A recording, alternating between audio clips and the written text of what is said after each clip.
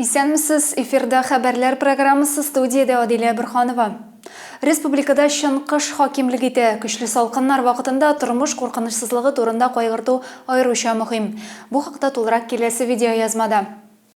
Татарстанда көчле салкыннар киләсе атна уртасына кадәр дәвам итәчәк. Кайбер районнарда урыны белән -35 градуска кадәр суык булачак. Моңа бәйле рәвештә саклык чараларын күрергә киңәш ителә. Коткаручылар бу көннәрдә табигатькә, урманга һәм ачык һавадагы башка урыннарга чыгудан баш тартырга өнди.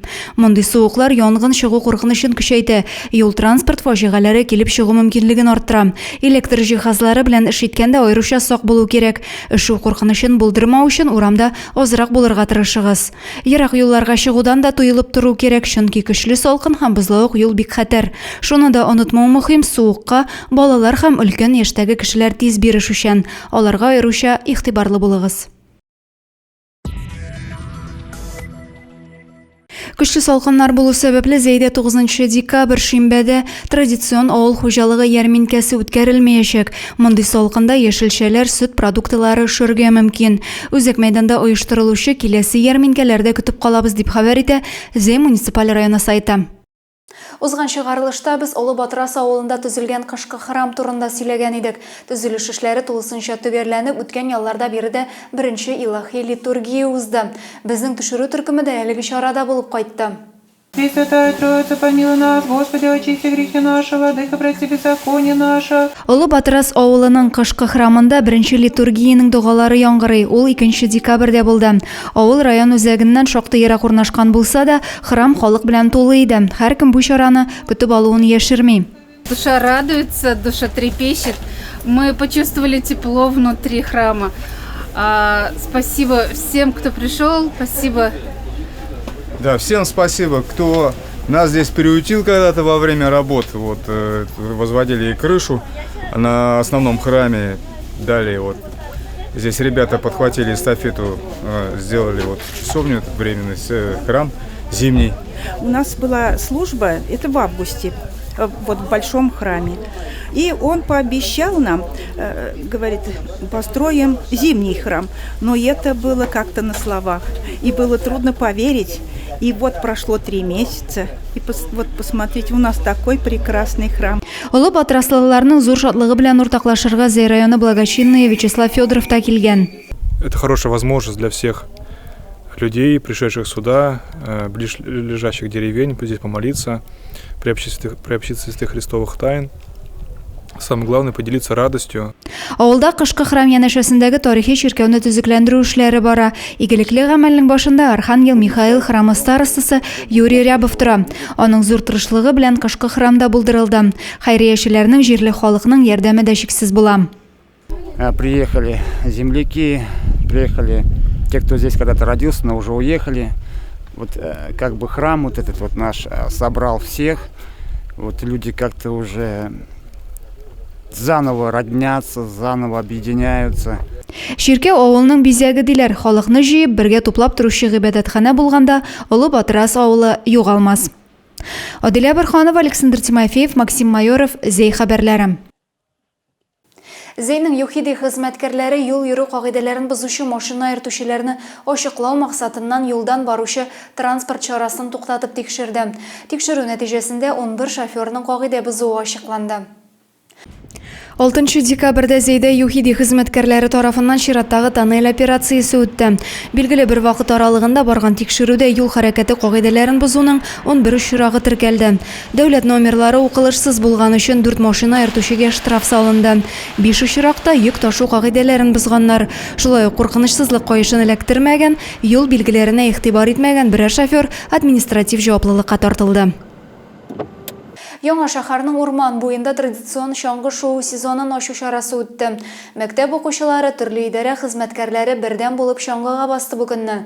Спорт чарасында безнең төшерү төркеме дә булып кайтты.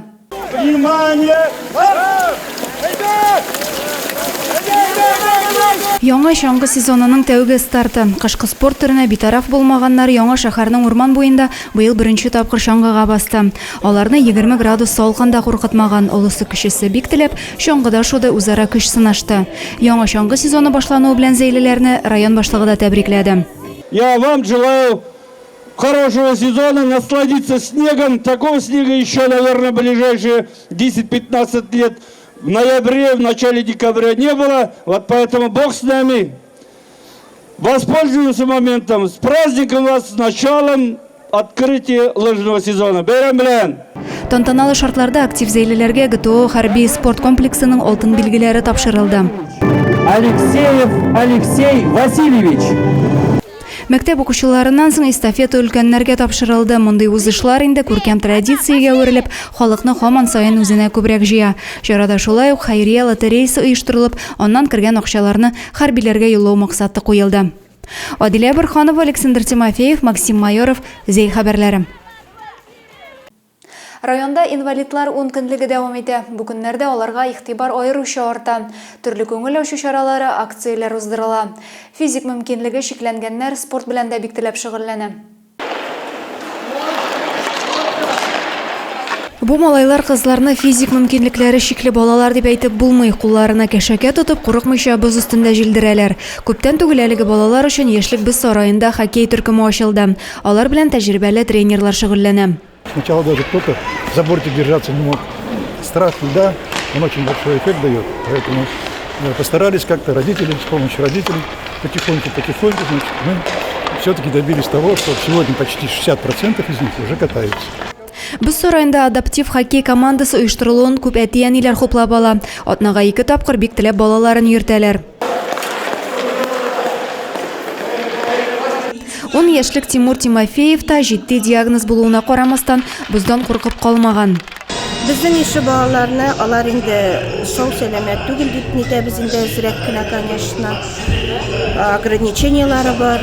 Но аларны кырыйда калдырмаган өчен, барыбер бөтенесен бер тигез күргән өчен бик зур рәхмәт. Безнең өчен оештырдылар хоккей командасы быел. Менә без язылдык йөрибез. Инвалидлар декадасы кысаларында үзара хоккей уены оештырылды. Чарада район җитәкчелеге дә катнашты. Район башлыгы орынбасары Петр Уразайкин яшь хоккейчыларга зур уңышлар теләде. Я думаю, что у вас Республикада физик мөмкинлекләре шикләнгән балалар арасында 4 адаптив хоккей командасы булдырылган. Зей хоккейчылары 10 ноябрьдә исә Башкалада узачак Бөтен Россия турнирында көч сынашачак. Адилә Борханова, Александр Тимофеев, Максим Майоров, Зей хәбәрләре. Бүгенге шундый хәбәрләр иде. Районыбыз турында яңа һәм тулырак мәгълүматны сез Зей яңалыклары сайтыннан һәм безнең социаль челтәрләрдән белә аласыз. Зей фоклары һәм Новый Зай газеталарына 2024 елның 1нче ярты еллыгы өчен язылу бара. Районда булган вакыйгалардан хәбәрдар буласыгыз килсә, басма матбугатка язылыгыз. Ә мин сезнең белән сау буллашам. Исәнлектә күрешик.